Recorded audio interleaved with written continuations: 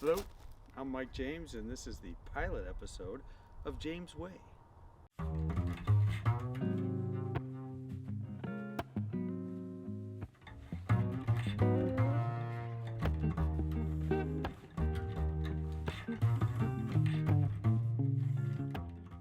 Today we're going to discuss backyard fire pits in a suburban area, because that's where I live.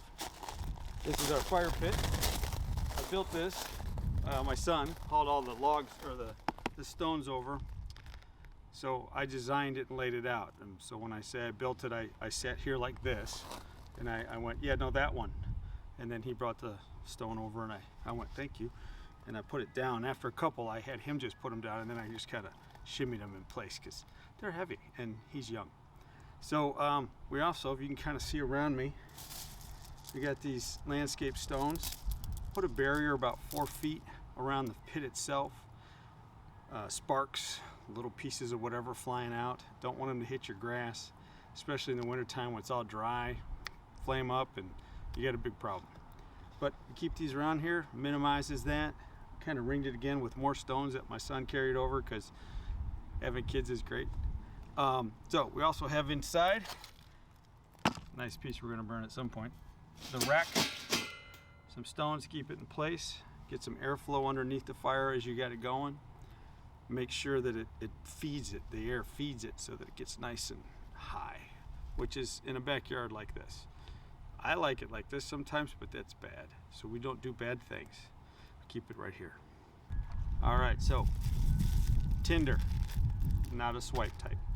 This, what you put down right in the center of your pit, little branches catch quick, and they're gonna light up bigger branches, which light up bigger branches, which light up logs. So you put this kind of stuff in the center. Now, if you don't have this, and you're sitting around your house going, what am I gonna do? Well, cotton balls. This, I love this one. I was so proud of myself when I figured this out. This is the cotton from a bottle of aspirin, because when you get older, you need to have aspirin. So, also lint from the dryer. It's cotton mostly, and you can burn it. So this can be this. If you really want to get it ignited, petroleum jelly. Dip cotton ball in the petroleum jelly. Try not to get it on your fingers. And what happens is, you can see this one's got some goo in there already. When you light it, so here's a, for example, piece of pill bottle cotton, right? Light it, it catches quick. Burns fast, it's done. Okay, here's the cotton ball one. See the flame's a little brighter? That's the petroleum burning before the cotton. So what you end up having is something burning a little longer, which is good when you have kindling that you want, or bigger branches that you need to catch fire. So you need flame to create bigger flame to create bigger flame. It's like everything else in life. One thing becomes another, becomes another, becomes another. So other things you can do, obviously, nice big lighter. These are nice and safe, especially when you're reaching in. Not just for bowls anymore. And nice matches. All the basics. We keep these in a little tin we keep by the door to come out to the back, so wherever we're trying to light stuff up, we can. Now, when I'm in a mood to try to be hardcore, you know, like manly men, I use this. So, you get this wet with petroleum, it's a lot easier. Yeah. Just so I can show you.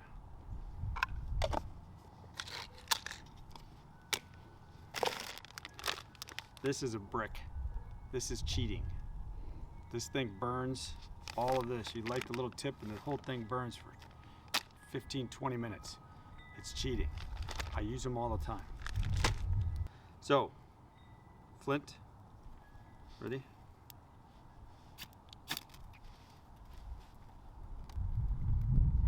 Just a spark. Isn't it always just about a spark?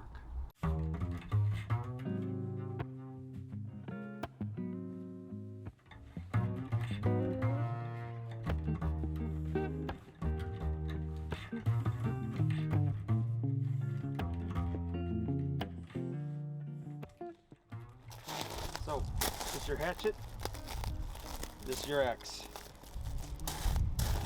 Splitting wood. Put this one off to the side. Don't need that one as much. Mostly the stuff we got in the yards, branches or smaller logs that are already split down. Hatchet works perfect for that.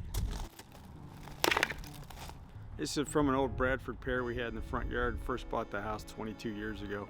Had that put in, it split after 15.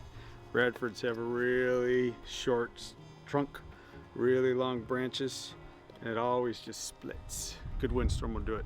But it's been sitting out here drying out for a couple years, which is a key thing. Dry wood burns, wet wood smokes. Print's dead. Let's burn it.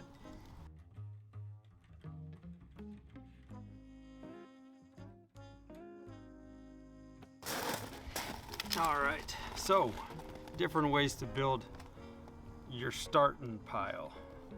All right, you can do a TP. All right, just kind of get the wood going at an angle. The theory is, if you do it right, you got fire burning, lighten this, dropping, everything catches, and then you put bigger logs on it as it progresses. Another version is a log cabin to make it simple. You literally just stack everything around like a log cabin would built. So picture all of this in the middle and then everything else, but with the tinder on the bottom here.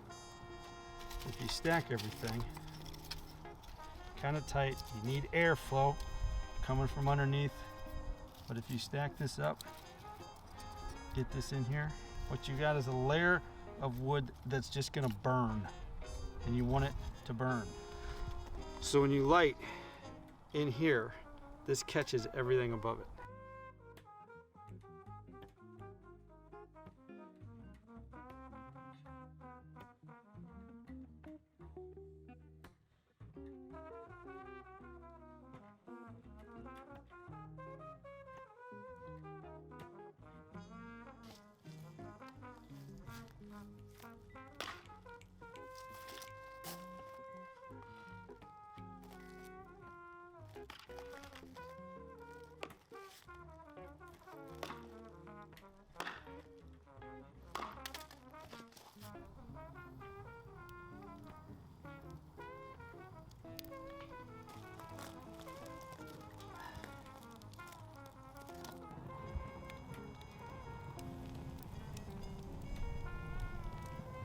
I think fire is just beautiful to watch.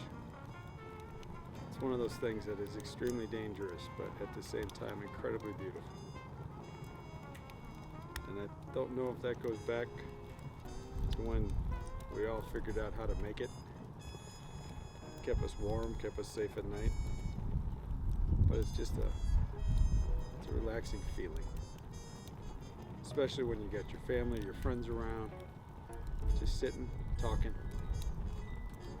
It's not at work, it's not at school, it's not around the dinner table even. It's just a relaxed atmosphere that is totally devoid of any sense of schedule or duty.